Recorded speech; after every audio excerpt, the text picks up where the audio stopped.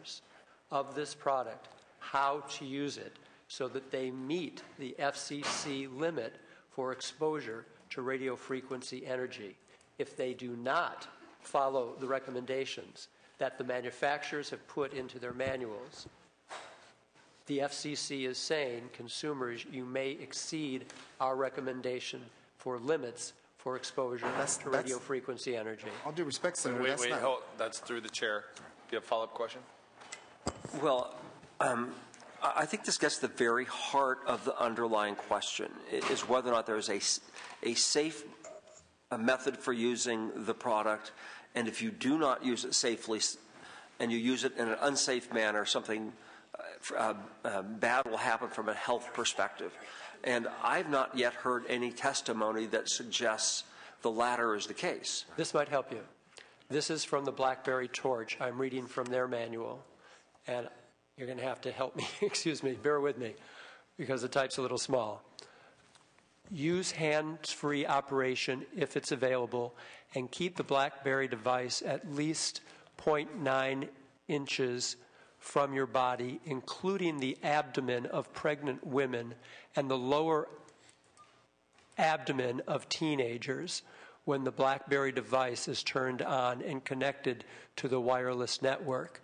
For more information about carrying your BlackBerry device, see the holster information in the additional safety guidelines section of the document. So they're getting so specific as to forewarn pregnant women and the abdomen of teenagers. This is very specific use. Thank you, Chair. And that goes back to my question. Is that because there's been evidence that using it in this way that BlackBerry described can produce cancer? Well, I think the FCC has not required that type of language, one, and all the scientific data we have at our fingertips from the FDA and the World Health Organization does not suggest that. And again, Senator Leno, his advocates, our folks, none of us are scientists. Well, actually, one, I'm sorry, is a scientist, a biologist. But based on the science that we have in front of us today, the 10-year Interphone study that was done over 13 countries, they concluded that there is no scientific link to brain cancer. I'm going to go to Senator Strickland next, and then I've got some comments and questions that I'm going to offer as well, if that works for you, Senator Leno. And then I'll close. Senator Blakeslee did a follow-up because I was going to ask the gentleman because I cut him off to go through the chair, but you followed up, and so I'm okay with that. Thank you. Is it Mr. Snowden? Yes. Thank you. Could you recap for us what the FCC requirement is? Did I hear you say there was an FCC requirement? Right. There's a standard for our RF emissions, and that's what the FCC has outlined in their OET bulletin that both the Senator and I have been outlining. And I guess the question I have is if they have a standard, then they've chosen to address the issue because they think there is some question or issue that needs to be addressed. So while reasonable people could clearly disagree about what the science shows, I guess what I'm having trouble understanding is the argument that you're making, which is there is no issue here because the FCC has clearly chosen to address this as an issue worthy of their consideration. They've got a standard. They've got I think you said that, you made the case, and I thought it was an important point, that there was a margin of error essentially 50-fold. Right. But my point is that if there is a margin of error 50-fold, now we're arguing not about whether there's an issue, but about how serious an issue it is. And I think that's an implicit acknowledgement that there's an issue. And please feel free to suggest to me where the flaw in my reasoning may lie. Well, I think in all due respect, I think the flaw is in the fact that you're assuming that the phones are getting to a point well above the 50-fold safety factor, which is never happening. And that is important because that's how we comply with the FCC standard based on the information here. No, let me interrupt and make my comments clearer. And at this point, Senator Leno, let me just tell you where I am on the bill. I don't think you can say there's no issue here. I think what you can say is there's an issue about which reasonable, well-informed, highly educated people disagree. And so then the question is, well, given the lack of clarity to date about what the science tells us, what do you do about that? And my own view is that you give the consumer the information he or she needs to make an informed choice. This may seem an odd analogy, but Senator Lowenthal and Strickland and Blakesley and Ms. Pavley know I've been working to date without success on a product ingredient bill. I call it the What's in It bill. I am trying to get manufacturers of household products to tell us what's in their product. Not because I think every ingredient is a problem ingredient, but because I think when someone buys a product off the shelf, they ought to know what's in it. And then if someone says, you know what, I don't have a problem with any of those things, they can go about their daily business. If others think there's a problem, they can take whatever steps they think are appropriate. But we can only let the market work, and we can only allow consumers to make good choices if they're informed consumers. So while I might have been uncomfortable with the language as it was originally drafted, if essentially this is a heads up to the consumer that there is in fact a device that is emitting radio frequency energy and they'll want to think about what they do about that, then it seems to me we let different consumers make different choices, and that's what the market's about. And I guess the only other observation I would make is I think we also have to recognize that different folks have different degrees of sensitivity or vulnerability to particular environmental health issues. So if they want to exercise greater care, let them exercise greater care. But again, they can't do it if they're not on notice. And I think if the senator's bill reached a medical conclusion or health or environmental conclusion that I didn't think was supported by sound science, I'd have a problem with it. But if the senator's bill says, there's a debate going on out there, want you to know about this issue, and want you to make an informed choice as a consumer, when clearly there is a debate going on out there, and clearly the fact that there's a debate has been recognized by the FCC, then I'm harder pressed to understand the argument, Mr. Snowden. I would disagree with your last statement that there's a debate going out there, particularly among the scientific community in the governmental bodies who are responsible for doing this. There's no debate with the FCC. There's no debate with the EPA. There's no debate with the World Health Organization. There's no debate with the National Cancer Institute or the FDA. Well, then let me interrupt you again and say, so tell me why your manufacturers have put this information in their brochures. This is a... To comply with the FCC standards. And so your argument is that the FCC has promulgated standards.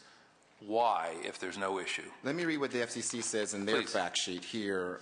It says, all cell phones must meet the FCC's RF exposure standard, which is set at a level well below that at which laboratory testing indicates, and medical and biological experts generally agree, adverse health effects could occur. So the FCC is not saying that they believe there's a problem. That is clearly what it says. This is the FCC fact sheet on this issue. Then why does the brochure go beyond that? I mean, it seems to me that the difficulty here is that your folks are trying to have it both ways. You're telling folks in the brochure that they ought to engage in a certain kind of behavior for their own health and well-being. But then when Senator Leno tries to make sure that they have that information, you say, well, there's no issue with respect to their health and well-being. And if it's in the brochure, then you know, candidly, what I'm wondering is there in order to avoid liability if and when a problem does arise? There was a big laughter when I said to comply with the FCC standards, but that is why it's there. If you read the OET bulletin, it clearly states what we're supposed to say, and it gets to even suggested language as to what we should say. And is the language that, and this is helpful, thank you, is the language that Senator Leno read us earlier drawn directly from the standard? Some of that is in here, right here. So for body-worn operation, it's a quote. For body-worn operation, this phone has been tested and meets the FCC RF exposure guidelines when used with the blank manufacturer's name, accessory supplied, or designated for this product. It goes on and on. There are several examples of how you should explain what body-worn means, and even gives a place where you can actually put in a specific distance. But then if it's in your brochure because the FCC told you to put it there, your argument is we don't want the consumer to see the language that the FCC wants them to see. No, that's not accurate at all. Our argument is that if anybody's going to do anything on this issue, it should be the FCC, not the state of California. Okay. We, I think, have had a robust discussion. Any other questions from members of the committee? Senator? I'm so sorry. Not at all. I Welcome. do. I had to go to another meeting. And thank you very much, Mr. Chairman, because some of the things you just said helped clarify, because I've been trying to think this through also over the weekend.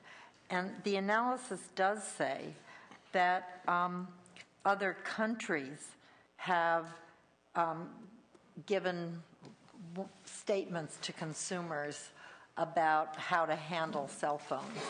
And it says France, the United Kingdom, and a number of other countries.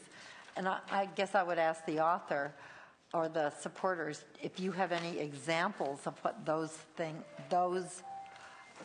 say, because I tend to agree with the chair that we want to say something more informative than on page 20 of the brochure in tiny type that I can hardly read.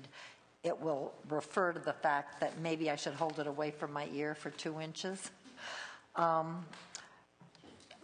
But what that would be, so not to be alarmist or to encourage people to jump to scientific conclusions that might not be warranted, I'm not sure. Mr. Chair, if I might answer Senator Hancock's question. Please.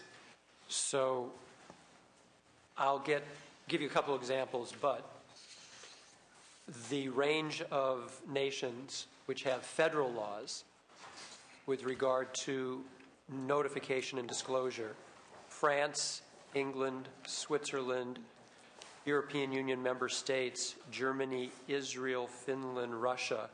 Israel, Ministry of Health 2008 recommendations limiting children's use of cell phones, using wired earpieces, avoiding cellular communication in closed places such as elevators, trains. The French federal government has the following disclosure requirement at point of purchase: all public communication, whatever the means or support that aim directly or indirectly to promote sale, availability, or use of cell phones by children younger than 14 years would be prohibited. Sale or free distribution of products containing radio frequency devices and aimed specifically for use of children younger than 6 may be forbidden by order of the Health Ministry. Another disclosure: radio frequency devices that would be connected to any public cell phone service provider may not be sold without an accessory device that would allow limiting head exposure. So you get a sense of the kinds of messages that are in 13 other countries, again, at the federal level, not at the state level. Because didn't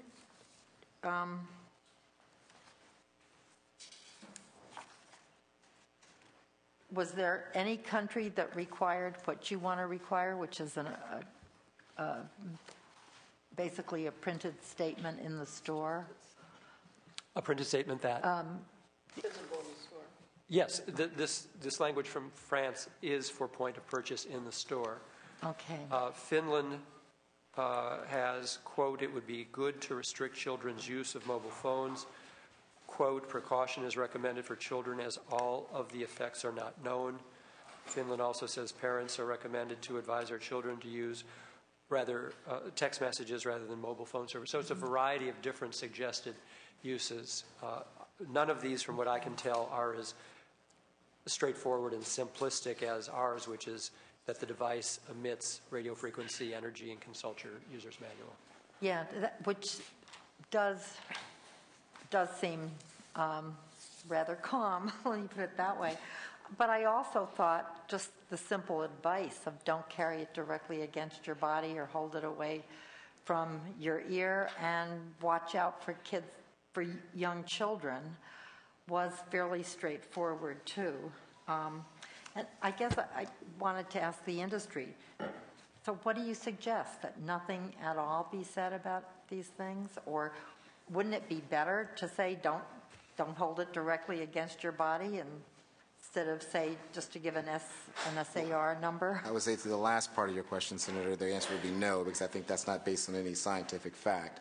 You think you can hold them against your body and against your ear, even if you're a 6-year-old? When it was tested by the FCC, what they do is they test the head, and they put a spacer for the ear with the assumption that it will be pressed against the ear. So that's how it was tested. So therefore, we think it's okay to do that. But to your first part of your question, we go back to, as I think as Senator Leno mentioned, I believe only France is actually the only country who's done what he described, and the country did that, not an individual city. And I think our issue is, if anybody's going to do anything, it should be the federal government, not California. Okay, that's a basic difference of philosophy then. Absolutely. I think between many of us, so much innovation and steps forward have happened at a local, regional, or state level that's kind of how we make progress sometimes. Mr. Snowden, before I go to Senator Lowenthal, I think just to make sure I got what you said earlier, I heard, while we're having a great deal of debate about the statement and what it does or does not represent, I understood you to effectively make the case that any statement really suggests they're an issue, where in your view there is no issue. Is that a fair characterization? According to what the science is and the FCC. Right. Got it. And I think that's a go ahead. Senator, I'm being very clear, because there are times when what I say is taken as this is what the industry is saying, and I'm very clear to say this is what the science is saying, and the FCC are saying. No, I heard you earlier in your testimony essentially make the argument. Look, we can fine tune the language all we want, but implicit in raising the issue at all is some suggestion that there's a problem, where in your view the science says there is no problem. And I'll tell you, as elected officials, there are sometimes things that are raised in newspapers and we ask ourselves, tell me why that's being raised when it's not an issue, and if you put it in the newspaper, it is an issue. So I get the argument you're making. And the sponsor actually said, a quote, uncertainty of what we don't know. I mean, so it sounds like it's meant to be a warning. Senator. Yeah, I appreciate it, and I think this is a very good discussion, because we're trying to find a middle ground that does not frighten people or imply anything that's not real, and what's appropriate for the state of California. More recent is the new BlackBerry, and everybody has BlackBerry. It hasn't hurt their sales, hasn't done anything. The latest BlackBerry safety and product information manual, right there under the first major thing on page 3, it's called Important Safety Precautions, and I'll read, this is the latest one from BlackBerry. When you wear the BlackBerry device close to your body, use a RIM-appropriate or approved holster with the RIM-approved holster with the integrated belt clip, or maintain a distance, pretty much of 0.98 inches between your BlackBerry device and your body while the BlackBerry device is transmitting. Use of body-worn accessories other than the approved holsters with an integrated belt clip might cause your BlackBerry device to exceed radio frequency exposure standards if the accessories are worn on your body while the BlackBerry is transmitted. Now, this is what I think is the long-term effects of exceeding RF exposure standards might present a risk of serious harm. They're much further than this bill is doing. We're not trying to scare people. We're just saying read your manual. They put it out. I'm just saying I think we can worry about or work on the language to make, but to say to read your manual is not a fear technique. May I close, Mr. Chair? I think unless there are comments or questions, this would be a great time for a close, Senator. Great. And again, thank you for your generosity of time. Slight bit of disingenuity here. If there is no science concern whatsoever, there would be no limit to the amount of radio frequency energy that a phone could emit. The fact that there is a federal limit states there is a concern. It is illogical to say anything else. Point of fact. A warning label says, warning. An advisory label says, advisory. This bill does neither. It says, this device emits radio frequency energy. If someone wants to argue that, let them do so. The FCC would argue wrong. Please consult your user's manual for additional information for safe use. I would suggest that the industry needs to get ahead of this rather than be dragged behind it. I agree with Mr. Carlson, who said the economic benefit of this product in this industry to the state is significant. There's a way to even augment that benefit. by being forthright with consumers. Senator Lowenthal's questions initially after the presentation was really my close. When there were comments said, quote, suggests that we are selling an unsafe product, or, quote, creates fear and uncertainty about the product. It's just not the case. And so I thank this committee for working with me and my sponsor to refine the language so that it is just statement of fact, because otherwise we can go round and round and round. Mr. Snowden referred to the FDA consumer health information, no evidence linking cell phones use to the risk of brain tumors, but in it themselves they say, quote, there are still questions on the effects of long-term exposure to radio frequency energy that are not fully answered by Interphone study. So there is uncertainty.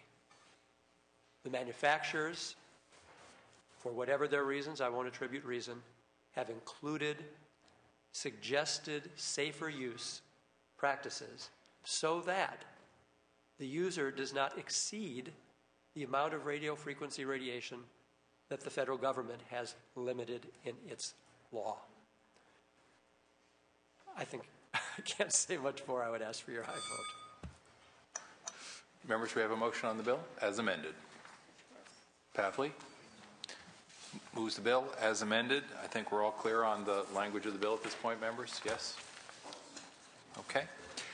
Call the roll. Senator Simitian? Aye. Simitian, aye. Strickland? No. Strickland, no. Blakesley? Blakesley, no. Hancock? Aye. Hancock, aye. Kehoe? Lowenthal?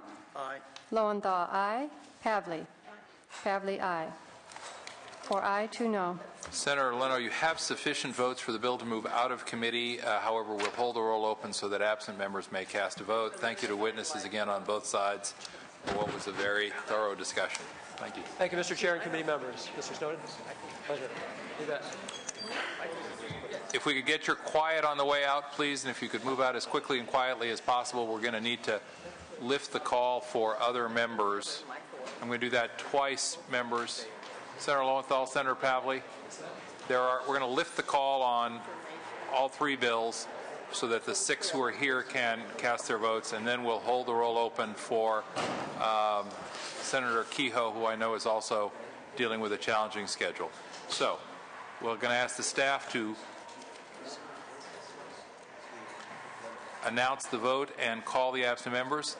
Agenda item number 1, SB 582. The motion is do pass as amended. Current vote 2-0. Chair and Vice Chair have not voted. Senator Simitian? Strickland? Strickland, aye.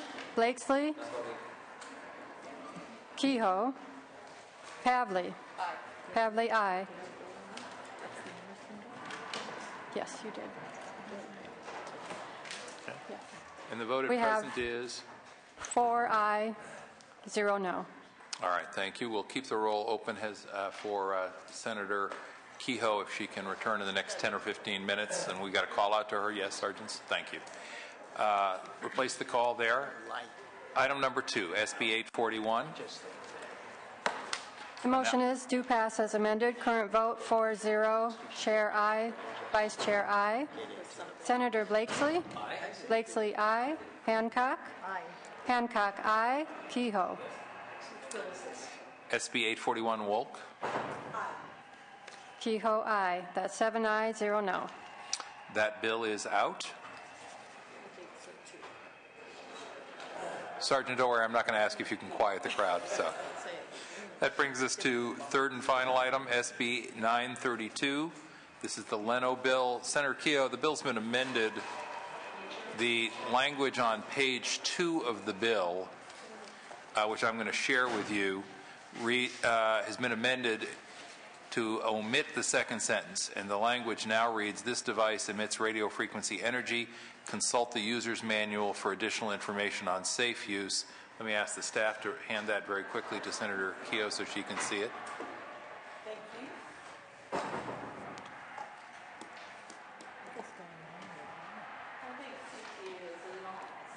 I think they are. Thank you. Call the absent members. The motion is do pass as amended. Current vote is? Current vote is 4-2. Kehoe.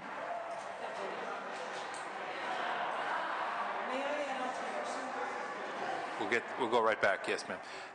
Let's announce the final vote on item number 3. Final vote is 4-2. Vote is 4-2. That bill has sufficient votes. It is passed out of the committee as amended. That's item number 3. Let's open the roll one last time on item number 1. That's SB 582. Current vote is 4 ayes, 0 no. Senator Kehoe. Kehoe, aye. That bill passes 5-0. That bill is out. Members, I believe that completes the agenda today. Without objection, meeting is adjourned. Thank you all.